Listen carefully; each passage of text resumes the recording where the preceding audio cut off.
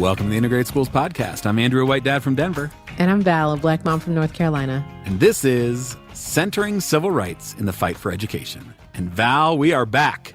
We are back. It's been a couple of weeks since we had a chance to be together, but we have been planning this episode, and so we are happy to share it with our listeners today. Yes, I am looking forward to it. I'm very glad to be back in conversation with you, and we've got a bunch of great stuff coming up here soon. So let's jump into the conversation today, centering civil rights in the fight for education. You know, this episode's going to come out right around Black History Month. I would argue Black History Month starts on Martin Luther King Jr.'s birthday and goes until Juneteenth. Yeah. That's so nice. That's nice. What are your ideas when you hear the word civil rights? Yeah, it's interesting. So inevitably, my mind immediately goes to the past. Mm-hmm. I immediately conjure images of the civil rights movement that in my mind have been, which I think is like intentional, have been relegated to the past. That we had the civil rights movement and then they solved racism, probably like white people helped them solve racism. And then now like we're kind of past that and that the civil rights movement is in the past. And it's really just in kind of like grappling with the conversation we're going to have today that I realize that my inclination is to kind of relegate that fight to the past. Yeah. One of my associations is that it happens only in our justice system, that it's the work of attorneys and litigators and judges and not the work of everyday people like ourselves. And so I'm excited. So tell us who we get to listen to today. So we have two education researchers and deep thinkers and people who have shaped my thinking in so many ways that yet another one of those places I can't believe I get to be in conversation with. Dr. Linda Darling-Hammond has been a researcher in education, in integration, in equity, what good schooling looks like, what the future of learning looks like for a really long time. And I've been reading her stuff forever. And so to get to be in conversation with her is just one of those things I never thought would really happen. And then in what is like a really beautiful, beautiful thing to get to witness, she has recently co-authored a book with her daughter, Dr. Kia Darling-Hammond, who is someone whose work I have also followed. And so the two of them recently wrote a book called The Civil Rights Road to Deeper Learning, 5 Essentials for Equity. And they're going to join us to talk about it. Yeah, it's a short book, but it's a powerful book. And so they outline 5 essentials for equity. I'm just going to quickly review them for our listeners so that they know what's going on. The first one being safe and healthy communities, that every child deserves to grow up and live in a safe and healthy community. A well-resourced system was the second one. And so making sure that school funding is fairly distributed. The third one, safe and inclusive schools. And this speaks particularly to the classroom cultures, making sure that there are restorative practices used in schools, and that there's supports for all types of learners. Mm-hmm. Quality teaching, which is one that I am biased toward. How do we make sure that each of our young people has access to quality educators? And then, of course, a quality curriculum, because as we know, what students are learning, in addition to how they're learning and where they're learning, matters, right? And so, you know, I thought a lot about those 5 essentials, and what I recognized, even as a privileged parent with insights into the field of education, there was really only one that I kind of sort of had control over at this point. As a parent.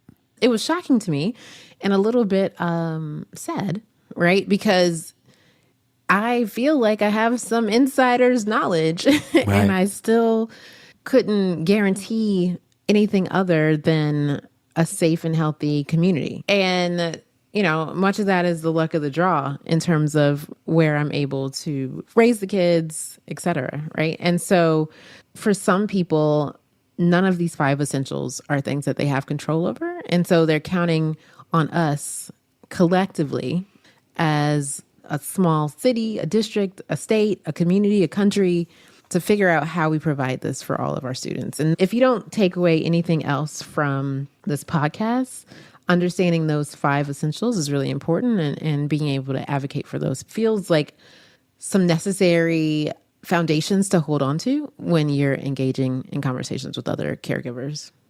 Yeah, I appreciate that, because I think there's a way that you can sort of see that and be like, woo, like, why bother? And I think this, ties back to maybe one of the reasons that in your mind civil rights goes to the lawmakers, the lawyers, the Supreme Court justices, because it feels like, well, this is the system.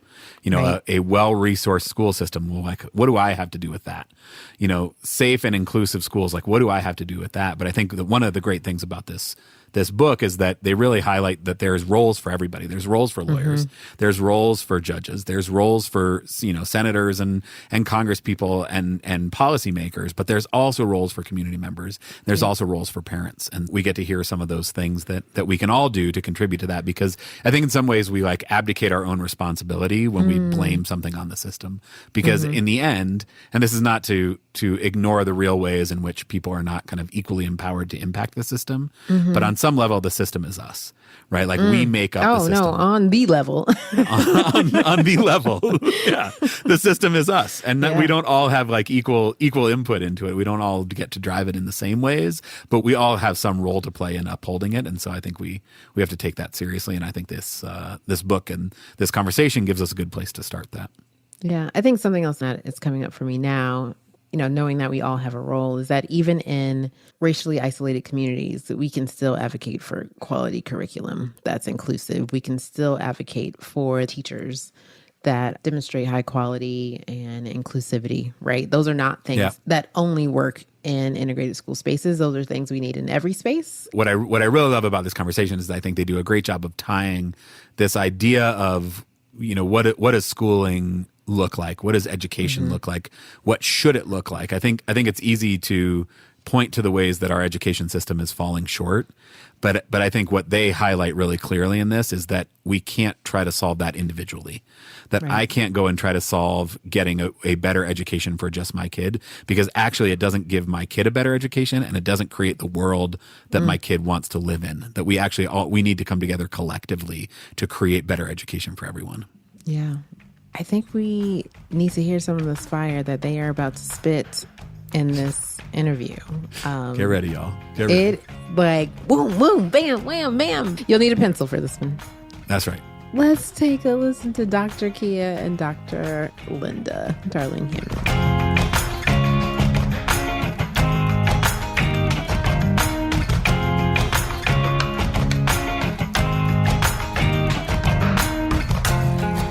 Dr. Kia Darling-Hammond, developmental and social psychologist, also former teacher and school superintendent, or acting superintendent, because it was an interesting little arrangement. I'm also the CEO of an education and research firm called Wise Chipmunk LLC, which is deliberately silly. My mother really wanted me to name it something else, but that was a nickname that I was given affectionately that I thought really represented the work I was trying to do. And co-author of The Civil Rights Road to Deeper Learning with my mom, who's also here. That's so exciting. So Awesome.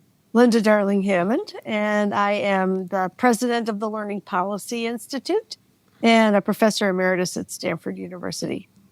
Both of you now have had distinguished careers in education. Certainly, you're both Dr. Darling-Hammonds. Dr. Darling-Hammond, the senior, what brought you to this work? Why do you care about educational equity? Why do you care? How did you find yourself in this field in the first place? Well, I benefited from schools, and it was an upward mobility engine for my own family, and taught during college and after college, and the equity dimensions of schools became readily available as soon as you get a little bit of distance from your own experience and you can reflect on it. And the importance of getting an equitable education for all kids as a means to both improve their lives and the lives of the society as a whole was a very early commitment for me. And I've been working on it ever since. Yeah. And how about you, Dr. Darling-Hammond, the junior? you could just call me Dr. Kia. Thanks. It's funny to be called a junior, though, of course, because that's so gendered. This is the first time I've been called a junior in my life, and I've been off of it. It's lovely. Nice. Okay. I never knew I could be a junior. Here I am. Sorry, I forgot the question. What brought me to this work? Yeah. Did you have much choice? I feel like I have a story for myself of like my own self-directed version of it, that I got myself here. And then I look at my history, the work that my mom has done, that my sister, like in my family, and I realized that I probably actually didn't have nearly as much individual free will in it as I thought. Free will. Yeah. How did you come to care about this and be engaged in this work? The legacy dimension is real. We are a family of educators. My father is a law professor. My mother is an education professor and researcher. My sister is an educator. My brother, like we're all in the business, in the family business. And there's always been a focus on social justice. In my case, I was not going to be an educator. I was not going to do it. Yep. But I realized when I was the director of some youth programming in Poughkeepsie at an organization, and I kept sneaking away from my desk to go hang out with the teenagers in the teen center and like help with homework and just see what was up and blah, blah, blah. And my partner at that time was like, why don't you just become a teacher? That seems to be your jam. And I was like, oh, definitely what I want to do. Education is a big part of our family legacy, and it's clearly a powerful lever for gaining access to opportunity in this country. And so those things are all a part of the fabric of how I understand myself in the world. And then, I met my students, and then I was like, oh, these are my people. This is the community I need to serve. In many cases, I was the first Black teacher any of my students had ever had. And I was also the first out queer teacher that most of my students had ever had. And so I ended up becoming this kind of island of safety for a lot of my students, and a possibility model. And that really shaped the contribution I wanted to make in this work. That's awesome. Dr. Key, you and I have a similar story, come from a long line of educators, and that was the last thing I was going to do. The last. And that lasted for about a year. The first day of school, I was like, oh man, they were right. This is where I'm supposed to be. So I totally understand that. And so thank you, Dr. Darling-Hammond, for leading and guiding. And also thanks to my mom, who did the same, who got us to this place. We were very happy to carry on the legacy. And I actually, as I'm reflecting, would tell one more story about what activated my interest, which is that when I went into high school teaching, I was student teaching in Camden, New Jersey. When I walked into that summer school program, there were no books in the book room for me to teach from. I needed to pay for every supply that I was ditto sheets and all the rest of it for my students from my own very meager paycheck. And so it was clear that there were real challenges in the funding of schools. It was clear also that I was underprepared for my work by the program by which I came into teaching. It was also clear that the design of the system was not one that was really focused on equitable access to curriculum or personalized relationships between and among the teachers and their students. So those learnings really were what propelled me then eventually to go back to graduate school and study policy and try to figure out what is it that shapes the environments within which teachers and students are trying to do this work, but they're handicapped in doing the work. And then, of course, the fact that the system, the set of policies, which have been discriminatory for a very long time in the United States of America, also sets up the whole sets of contexts and inequalities that people have to push back against in a variety of ways. It doesn't take long if you're paying attention when you come into the educational system to see that there are things that teachers alone cannot solve. It is heartbreaking. And I agree. Once you're a teacher and you recognize what is happening here, I was alternatively certified and I passed the test. They let me in. I'm like, I am not ready, but you all let me in. You gave me students. I had a class of students who they were retained, but no one had told me that. And so the kids were like, Miss Brown, we read that last year. I'm like, no, you didn't. And they were like, we did. We were in 9th grade last year. I was like, oh my gosh. And so who else would they give them to but a first-year teacher, right? Who else would they give them to? Right. Just acknowledging that you're in North Carolina and there's been a lawsuit going on there for many decades about equity in education, which started out as a desegregation lawsuit and then ended up becoming a school finance reform lawsuit. And it's iterated through the system multiple times. And I have been an expert witness in the process of this so that the grandchildren of the folks who were suing the first time are back in court, still in segregated contexts that are underfunded, deeply underfunded.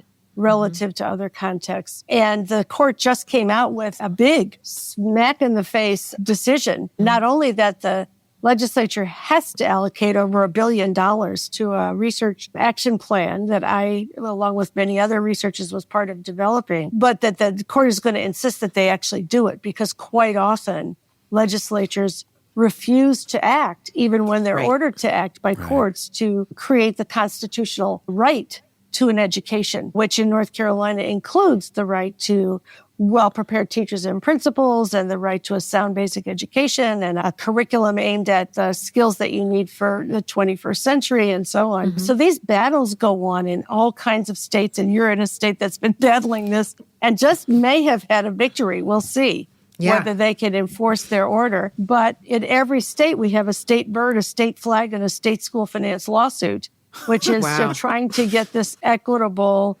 allocation of resources and opportunities to actually be required. It sets us up perfectly. I mean, you both have had long careers and done wonderful things, but the most recent contribution to the whole field here is the book, The Civil Rights Road to Deeper Learning, 5 Essentials for Equity. And I'm wondering if you can give us the big picture overview of what the book is and why now. Yeah, what the book is. It started out as a primer, essentially, to help people really think about the importance of these various touch points in the ecosystem of educational access and opportunity and equity. And in particular, it began with a desire to shore up the work of the CRDC, the Federal Civil Rights Data Collection, which was at the beginning of this project under attack. And I was commissioned to begin this research to really tell the story of access to deeper learning through this kind of civil rights lens. And of course, I cited my mom a lot before she eventually decided to join the project, which was amazing. It's very cool to be able to write a book with your own mom. That's very cool. That's awesome. Yeah. It's very cool. It is. It's very cool to have that kind of intergenerational legacy engagement. That is super cool. So this project sort of started out highlighting the importance of the data collected by the CRDC, but then it seems to have really kind of grown beyond that into really this like broader question of what makes for a good learning environment. It's just very clear that there are some aspects of this conversation that people are familiar with. It's more common to have the conversation about district funding, and increasingly more common to have this conversation about school culture. But there are other dimensions of this that matter, and that's why we began with the safe and healthy community piece, that the conditions under which learning is happening and the conditions that inform this sort of opportunity gap that evolves as young people come into contact with these different systems, which aren't designed for their flourishing, for their thriving, but are designed for their sort of survival and participation in the existing systems and institutions, unless we intervene. And so there's these 5 pillars. The first is that safe and healthy community. And then, of course, the well-resourced school systems, supportive and inclusive schools, high-quality teaching. Of course, once you've got that school environment, you really want the teachers to be supported and well-trained and able to stay and succeed at doing their work. And then, of course, a high-quality curriculum, giving young people a lot to think about that's invigorating and joyful and advances their intellectualism, their creativity, and their genius. I'm bringing Goldie Muhammad. So yeah, I'd say that's sort of the overview. What do you want to say, Doc? I would just say that I think there are different conversations that go on in the education community. You've got some people who are working over here on reforming schools and creating new innovations and so on. And then there's always the question, why don't those innovations go to scale? And when you think about scale, you've got to think about these systems. And I think very few people understand the degree to which inequality in access to healthy environments, to adequate school resources, to well-qualified teachers permeates the education system. And so you can't get to deeper learning in every school unless you actually handle these other issues. And part of, I think, our task was to raise that up and to say, look, this is really what we've got to handle here. And there's a role for lawyers, there's a role for educators, there's a role for policymakers, there's a role for parents. And we have to understand the problem and the potential solutions and the bright spots so that we can lead towards those, but actually do the work. that's necessary to get there. Something that struck me looking at these 5 essentials, and I said to myself as a parent, I control one of these things, and that's just barely. That's just barely. I'm in the financial position of where my kids are in a safe and healthy community, but outside of that, I have to work very hard as a parent and an educator and an activist to even get some of these things acknowledged or addressed in their school systems. And that pains me. That pains me. I wasn't quite sure what to do with it, but I'm glad you all are surfacing these ideas because I don't think most people understand the system and the ecosystem and how the progress that we want to make has to include all of these elements. Right. Like we can't expect to create educational equity if we aren't addressing all of these factors that contribute to the existing inequities, right? Mm-hmm. So it's like we have to focus on addressing not just their learning needs, but really kind of their broader needs as humans. What you're talking about is holistically paying attention to all of the aspects of a child's developmental needs, all the aspects of a child's developmental milieu.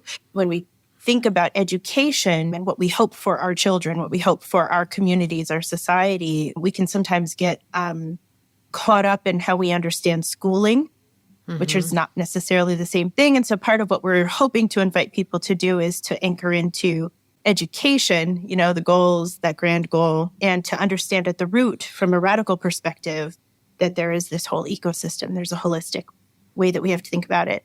You talked a little bit about that, like 21st century learning and deeper learning has come up. I'm wondering if you can define that. I think that's lots of people will acknowledge the ways that our current education system is not preparing kids for the world that they're going to enter. I think people bring different perspectives to both in what ways is that true and then also what are the answers to it. But can we start with kind of what does 21st century learning look like? What should we be hoping that our schools are achieving? So, you know, that a lot of people refer to the Hewlett Foundation definition of deeper learning because they've done a lot of philanthropy around that. Those are mastering core academic content, thinking critically and solving complex problems, communicating effectively, working collaboratively, learning how to learn, and then developing academic mindsets, growth mindsets that allow you to be successful in an academic environment. I think of it as access to a thinking curriculum, to a curriculum that allows you to own the knowledge, to use it for purposes that you care about, an empowering kind of knowledge. And in this moment, it's so important that we grow up people who are not memorizing facts to spit them back on a end of the year test, but that they are really learning in ways that are allowing them to access resources, understand them, analyze, synthesize, all of these things. There has been this knowledge explosion. I'm a Stanford professor and don't usually like to quote people from Cal Berkeley because that's our big competitor. On principle. But there is a couple of professors at Berkeley who have been doing this really fascinating research on the growth of knowledge in the world. And they found that between 1999 and 2003, there was more new knowledge created in the world than in the history of the world preceding. And knowledge is now increasing exponentially. And so kids are going to have to work with knowledge that hasn't been discovered yet. Right. And they're going to be using technologies that haven't been invented yet. And they're going to have to solve enormous problems that we have not managed to solve and that threaten the survival of the species. So It's not going to be enough to say, here's a set of things to memorize over the 12 years of schooling, and then you're baked and done. You have to really prepare people to be able to learn deeply in ways that then allow them to act very proactively and very collaboratively to do this work that's ahead of them. I would just add that a key dimension of that is knowing how to collaborate and having empathy and a sense of common purpose and common outcome. And it's not in our best interest to continue to be highly individualistic. We are actually needing to move toward collectivist ways of engaging with all of the challenges. And also, young people are in the position to dream and imagine a different kind of way of being humans together and a different kind of future, a different potentiality that we haven't seen. We don't know quite how to imagine, as you said, Doc, right? So the social emotional dimensions, the ways of coming together and connecting, that sense of needing to be equitably appointed, those are all also critical pieces of this deeper learning and better future. Absolutely. And that has to happen across all peoples, right? Yeah. And so that's where, you kind of come back to this fact that we can't continue to divide, discriminate, think of what I get as a zero-sum game. If you get more, I get less. That is actually not going to advance us in this world. Just wanted to add really quickly. So an interesting thing that happens with desegregation is it actually benefits children with privilege, in some cases, more than it benefits children with less privilege. But it benefits all children from a resource allocation standpoint, but it benefits the young people who are otherwise positioned as succeeding in society and segregated from the rest of the society and to some degree the world. It actually enables them to develop a deeper engagement with their humanity and the humanity of others. And so it's actually really critical, since we're talking about integration, to acknowledge that all of our human possibilities and outcomes rely on eliminating segregation from each other. Just to elaborate on what Kia just said, there is a literature, there's a bunch of research about the benefits of integrated schools, including higher levels of measured achievement and that kind of thing, but also greater awareness of the world, critical thinking, civic engagement, relationship building. All of those are enhanced in thoughtful, desegregated settings. We do also point out that there can be thoughtless, desegregated settings that are problematic and that call for much more attention to the building of the community, the safe, inclusive settings in which belonging is possible and promoted for everyone in the setting. But when that's done, the whole is greater than the sum of the parts for everyone. I just want to big up my little brother, Sean Darling-Hammond, who worked on a study with Jason Akanafua and one other scholar whose name I'm forgetting. I apologize to that scholar. But they actually started to look at how to reduce implicit bias. And one of the key dimensions was perspective taking. So when we think about what research tells us about developing empathy and connectedness, it requires that people be together and communicate and engage with one another. And as my mom said, sometimes people are together and it's not great, but sometimes people are together and it's effective. And one of the ways that it's very effective is when people learn how to take a growth-oriented approach to relationships, which is to say relationships can evolve, people's personalities evolve over time, right? Our capacity for love and connection can evolve over time, and understanding another person's perspective is a critical piece of reducing bias, even the bias you may not be aware that you have. So, more exposure to and community with disabled communities, more exposure to and community with Black communities, more exposure to and community with immigrant communities, and so on and so forth. And so that is the desegregation. It's really our spirits, our souls, our futures rely on us coming together. You just described our relationship, Andrew. I She know, just described our relationship. She totally just did. That's awesome. That's the thing. That's what we try to do here every week. Yeah. The connectedness term that Kia just used is just, I want to say a little bit more about the research on that too, because there's a psychological research that's very interesting. When people have ways to avoid otherizing each other and establish connections, you see changes in the nature of the relationship, and you also see academic achievement indicators in schools, particularly for students of color. Some teachers have been in contexts where they've had the opportunity to learn through explicit outreach to kids where they have areas of a connection. And where kids and teachers are able to establish 5 or more areas of connection, you see this dramatic difference in the level of trust, belonging, and achievement in classrooms. But you have to be explicit about that. I think of it as a teacher, I think of it as a two-way pedagogy. It's not just about me as a teacher telling you things that I want you to write down and tell me back at the end of the week for the test. It's about me learning about you, understanding who you are, what you bring to the classroom. And as John Dewey said, bring the child to the curriculum and the curriculum to the child, like finding that meeting place, but also bringing us together and bringing peers together so they can see their connectedness, so they can see their shared humanity, so that they can learn the empathy and compassion that allows us to build a community. That has to be explicitly done in classrooms and in schools. as a very mindful, conscious practice if we're going to build the kind of communities that then are healthy and supportive. Two things come to mind: the power relationship and adultism, right? We have so much to learn from young people. And yet the way we construct a lot of our learning environments is, my mother said, that kind of like, I'm delivering curriculum to you, you're receiving. And a lot of what I think a lot of us who are adults have experienced in schools also is a context where people choose control over relationship. Mm-hmm. And I get it. Like, I've had to take care of 30 children all at one time before. And it's like, we have to have some agreements about safety at the very least, because 30 children. And we talk about this in the school culturing safe and inclusive schools chapter. Any kind of control, coercion, punitivity undermines relationship. When we're making fear-based decisions, we are getting in the way of this thing that we're describing that we want, right? We're disempowering children.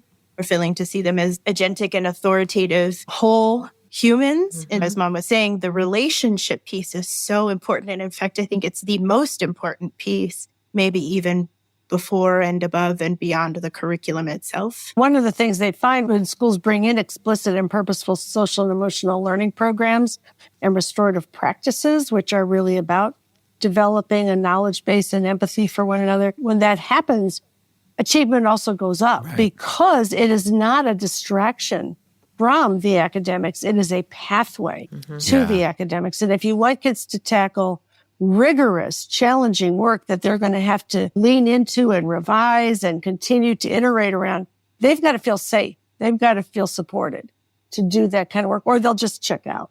Yeah. And they also have to feel seen and affirmed, right? They get to be whole. They are themselves a whole human person coming to this from their own unique perspective. While we're talking about this desegregation effort, something that comes up for me, and we've had conversations about it, we just had a parent who identifies as low income come onto the show because the audience is primarily white and affluent folks. And we're asking white and affluent folks to invest in their public schools. And there's a dynamic there when white and or affluent folks are entering schools that are usually underfunded with sometimes low-income Black and brown kids. What are some things that should be considered when thinking about that dynamic? The first thing we have to do, back to the civil rights piece of this, is correct that premise that schools that serve Black and brown students will be underfunded and under-resourced, right? Because, in fact, when you have schools, and the successful magnet schools are one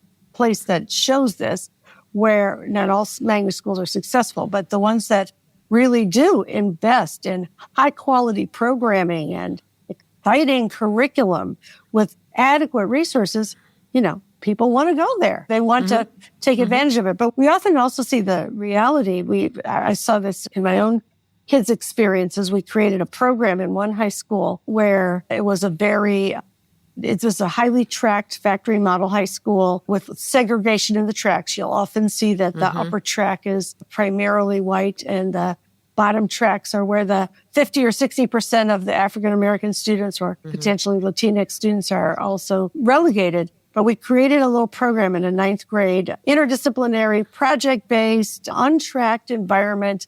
It was beautiful. One of my kids got to attend it, Akia's sister, Elena, open to all kinds of kids. So successful that the next year, the parents of the mostly white, gifted and talented group wanted to take it over and make it only for those kids, right? So you often see that when you create something beautiful for kids educationally, that there is this dynamic of who gets to have it. And we've got to stop thinking about educational excellence as something that get rationed to those with the most clout and power.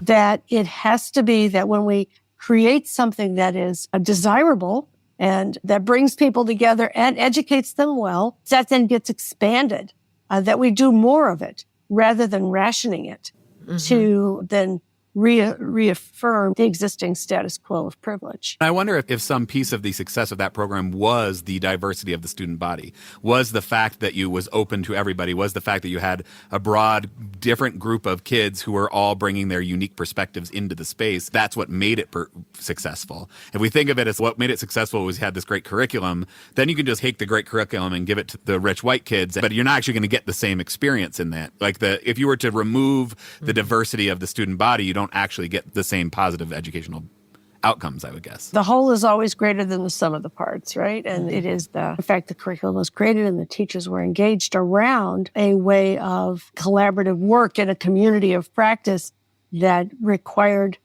all the players, all the kids, as well as all of the faculty. Yeah, like growth, learning, and development are all socially mediated, even for the grown-ups, right? We want to come together. We want to be together. We want to be joyful together.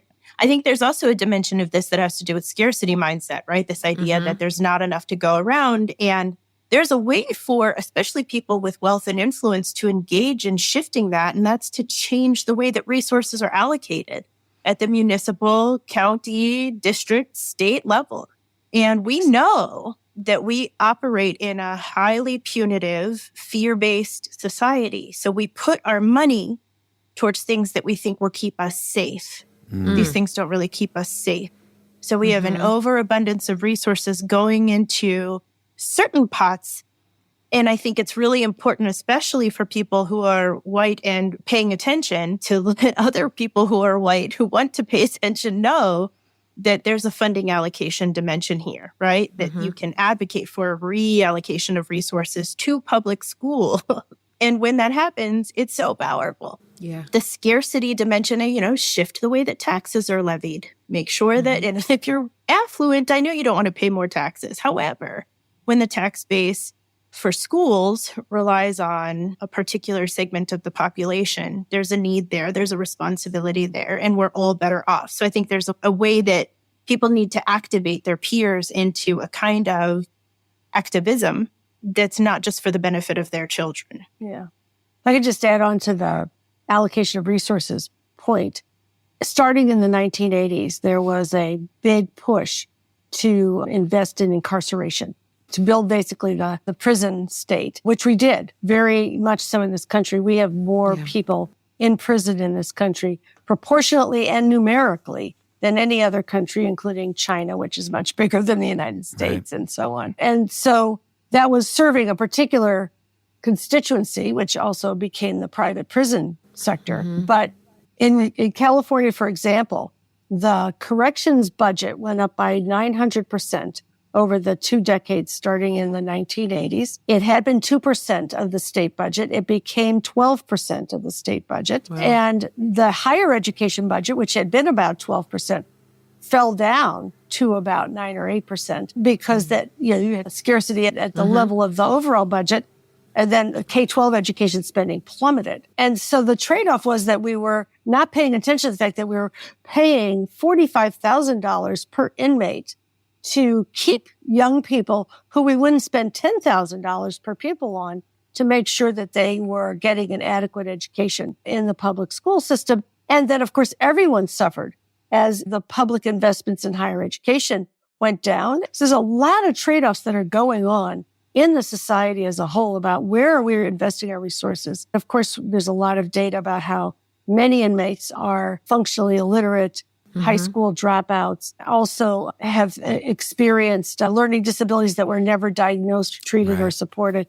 If you make those investments on the front end, everyone is better off. And when people in a society are able to come through, become functioning, contributing members, pursuing their passions, making their contributions, paying their taxes, everyone else is better off because all of the things that people rely on in the social compact are better actualized when we invest in every single member of the society, which of course then makes for healthier, happier human beings and a much more productive society.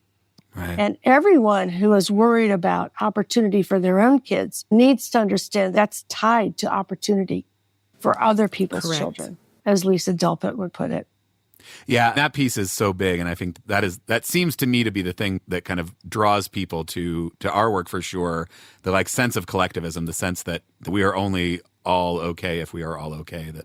That no one is free until everyone is free, right? I mean, I hear you laying out all of the ways that deeper learning can and should happen, all of the ways that's important to building a future society, and this kind of other side, which feels like a long-term project, but like shifting the way we allocate resources at a societal level.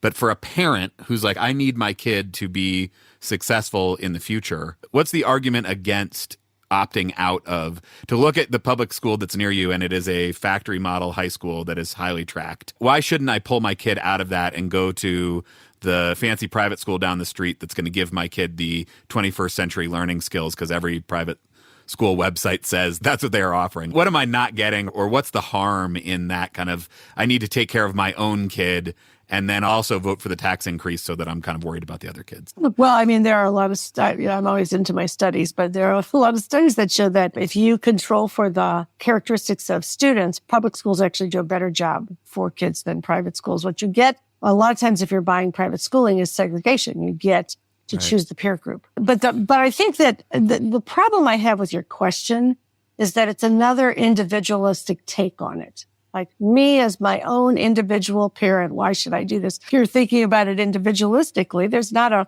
great and easy answer to that. But you got to think about the various ways in which you can work with other parents, work with other educators, come to be a part of a community, collaborate in a process that is both operating at the individual school level. And if you are a parent with clout and privilege, then activate that at the district level too. Use that clout and privilege to look at this question of how are resources allocated and what kind of curriculum is going to be in this school and what are the ways that a variety of kids can get the opportunities that they need. So we can't actually win that problem from an individualistic framework. We have to take a collective, both mindset, but also activity set around how to transform the settings. If you're in a district and you're looking at what's ahead in the schools that are coming up, work with other parents, be active with the school board, work on the agenda that needs to be voiced. Voice matters. I think we have to take a collective framework in addressing these issues. Yeah, and I would add to answer my own question a little bit too. The power that comes from collective action is undeniable, but to figure out what that collective action should be requires being in community. Because if I'm opting my kid out of the neighborhood school and then thinking that I know how to go and advocate on behalf of that school, I'm going to miss what the actual needs of that school are. So like, if you care about collectivism, the need to have skin in the game, to be part of the community first, feels really important. Yeah. And so back to that adultism thing, revolutionary efforts need to be led by the people who are closest to the oppression that's being weathered. And it is almost always the case that when somebody has a great idea to go and change something, somebody else has already had that idea and is already doing the work. But they might not have a website and they might not be getting very good funding. And so there's a way that people who are accustomed to living in privilege need to cultivate in themselves curiosity and humility and a willingness to become learners and to seek out the leadership of people who are already doing this work. Yes. And I know that can be very difficult. And I know it's especially difficult when people are thinking about parting with resource. But that is part of the work. If you are in that community of people who benefit from the structures and institutions, you are not equipped to lead the effort, but you are potentially equipped to resource the effort. It does require a willingness to learn about what has been done, why it's been done, how it's been done. And we'll actually be hopefully rolling out some really interesting education related to this over the course of the next year. More on that soon. But yeah, that collectivism, that willingness to think about it through the lens of what would a community schooling approach to this school in front of me look like, I think could really do a lot of work. That's beautiful. I want to thank you both so much for the time, for the energy, for all the work you've done. The book is a great contribution, and I think you have both made wonderful contributions to the state of education in the country. We have lots more work to do, but certainly we're all better equipped to do it because of a lot of the work that you have both done. I've followed your careers for a long time and just really grateful for the opportunity to be in conversation. Terrific. Thank you so much, Dr. Thank you. Senior. Nice to meet you. Thank you, Dr. Junior. Okay.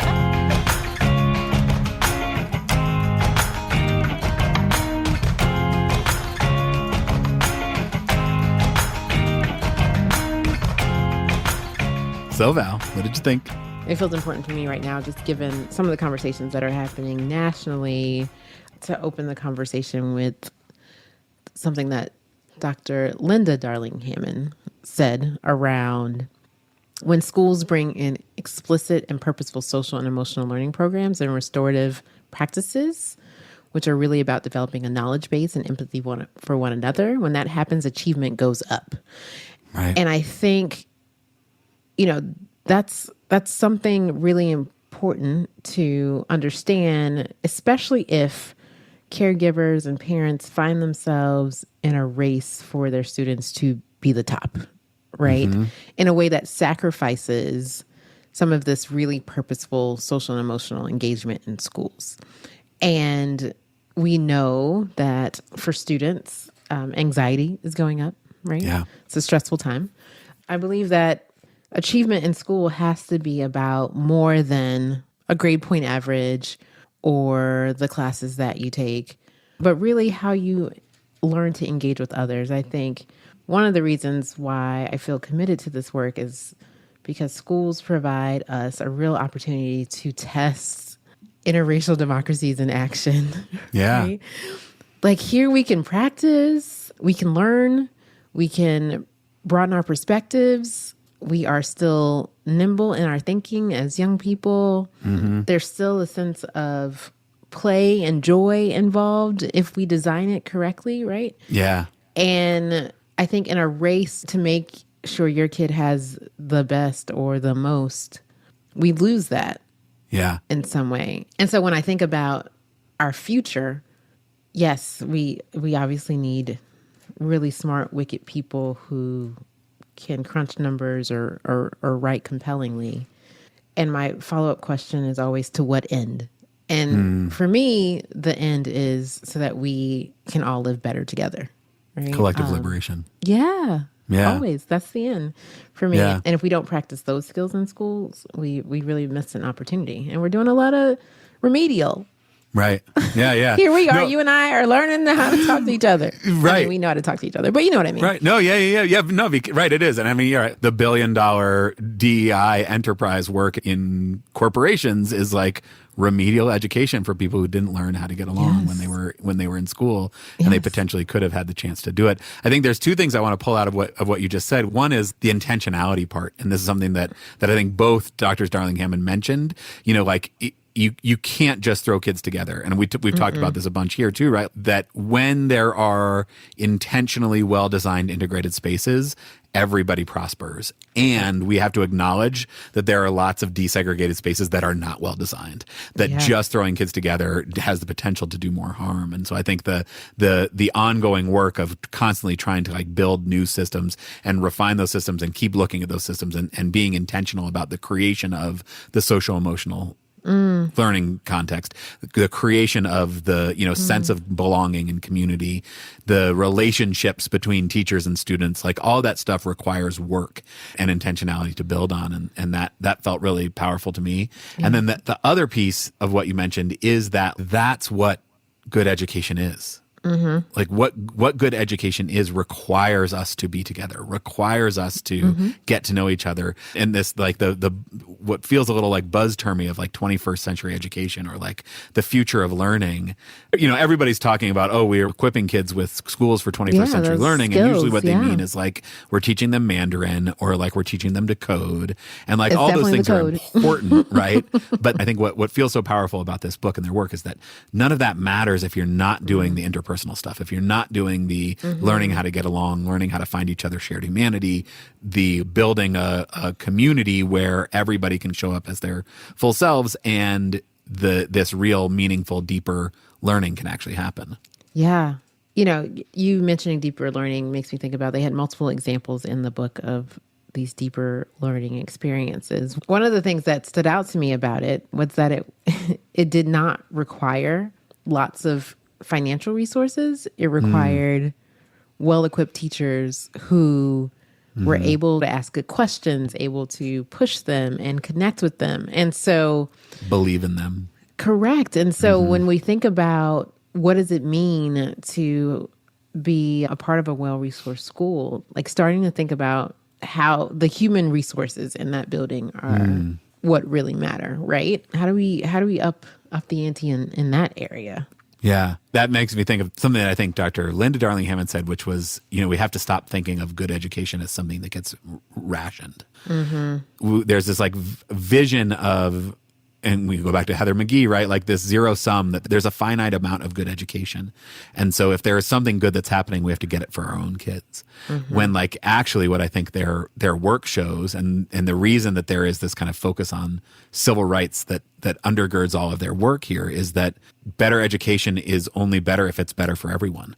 That like actually the way to 21st century learning, to 21st century skills, to the things that are going to allow the next generation to solve the problems that are facing our planet is collectivism, is everybody getting access to these things, and that there's not a finite amount of good education. Like these five, right? A safe and healthy community, a well-resourced system, safe and inclusive schools, quality teaching, quality curriculum. There's no reason that everybody can't have access to those things, other than that we haven't chosen to do that yet. No reason. And so, coming back to what we kind of touched on in the intro here is like, what is our role? We only have a little bit of control over one of those things, and yet we all have a role to play in advocating for all of them. The fact that we don't advocate for all of them just makes me wonder what we know or what we think we know about schooling and education. Often caregivers will like use their own experience as a marker. So here is my schooling experience. I want it to be similar or better than my schooling experience.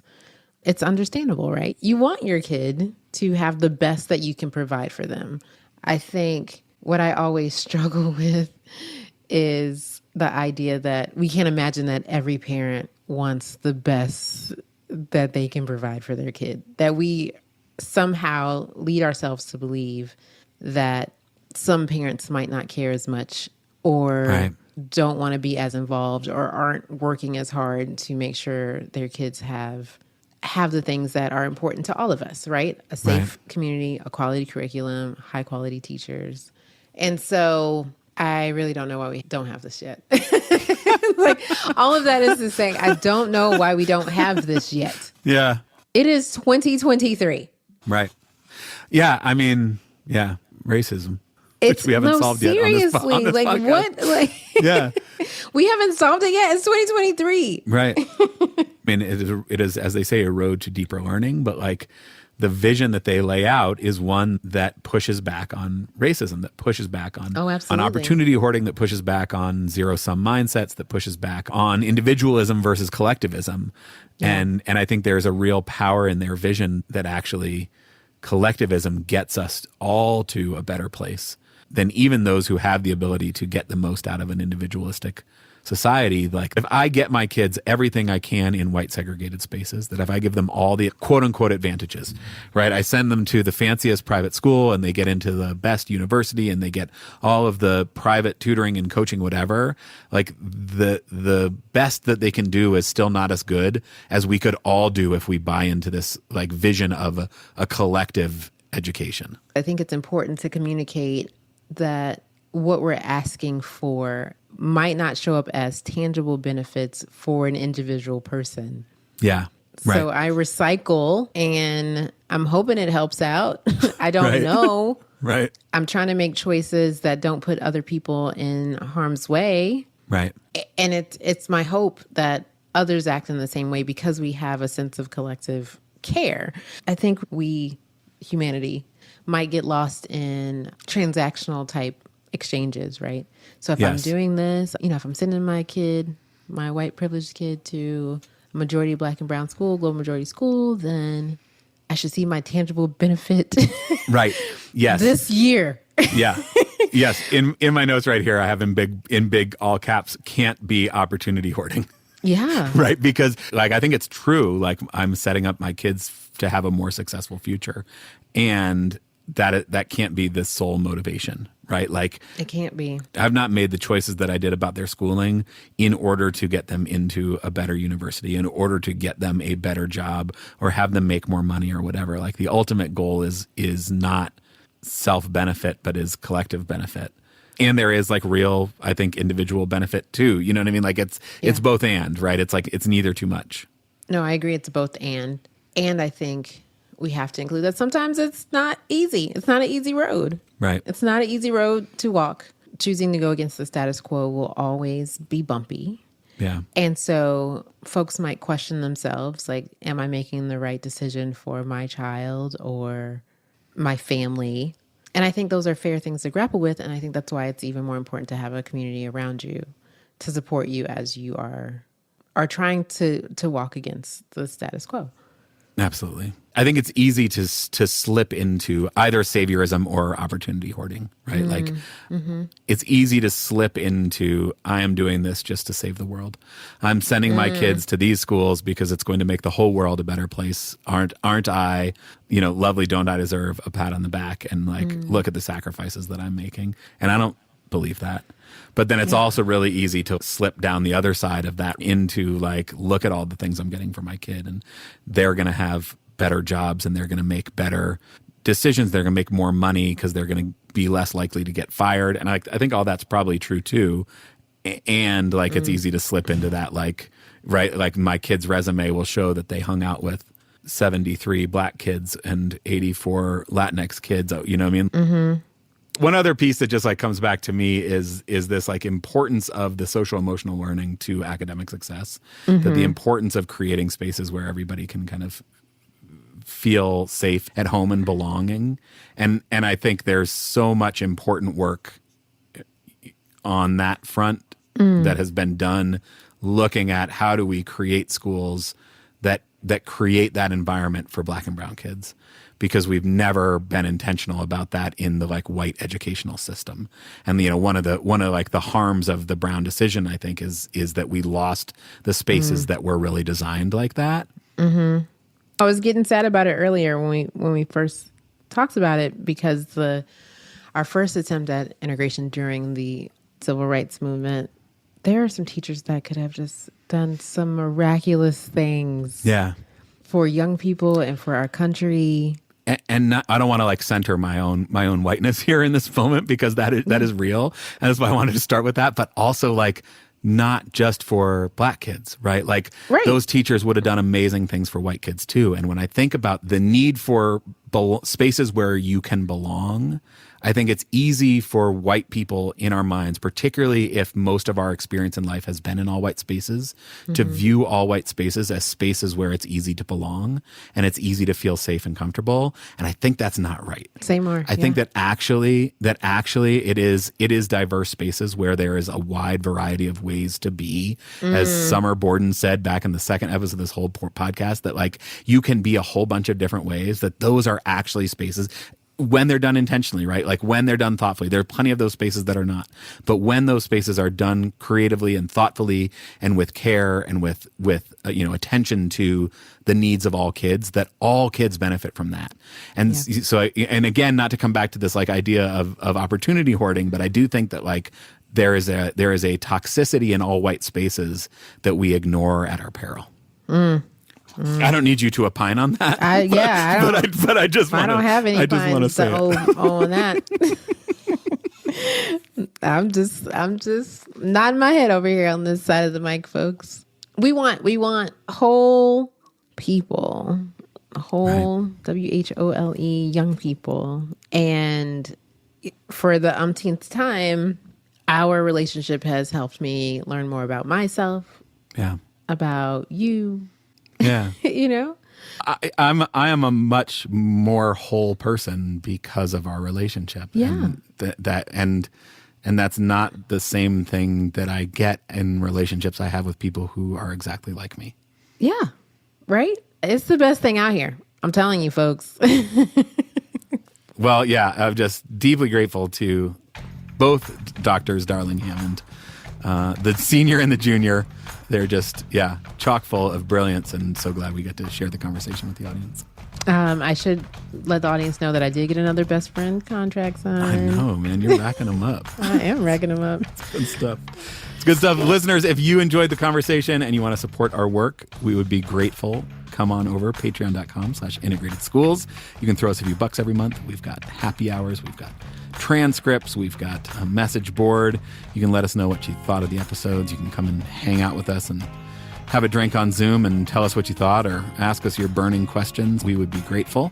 Listeners, please make sure you share, listen, and pick up their book, The Civil Rights Road to Deeper Learning, 5 Essentials for Equity. We'll make sure we share the link with you. This is the book from 2022 that is sticking with me. Yeah. I read a lot of books, and this is the one that is sticking with me. So I want to encourage folks to pick it up. Doesn't hurt that it's a quick, easy read, too. Right. It's packed, and powerful. Packed and powerful, and also gosh. like a quick 200 and something pages, and you're right through it. It's small, it's little, it's easy to dig into. Yes. Well, Val, I'm glad to be back. Happy New Year. We are back at it. Lots of great stuff coming up soon, and it's always a pleasure to be in this with you as I try to know better and do better. Until next time, we're back, y'all.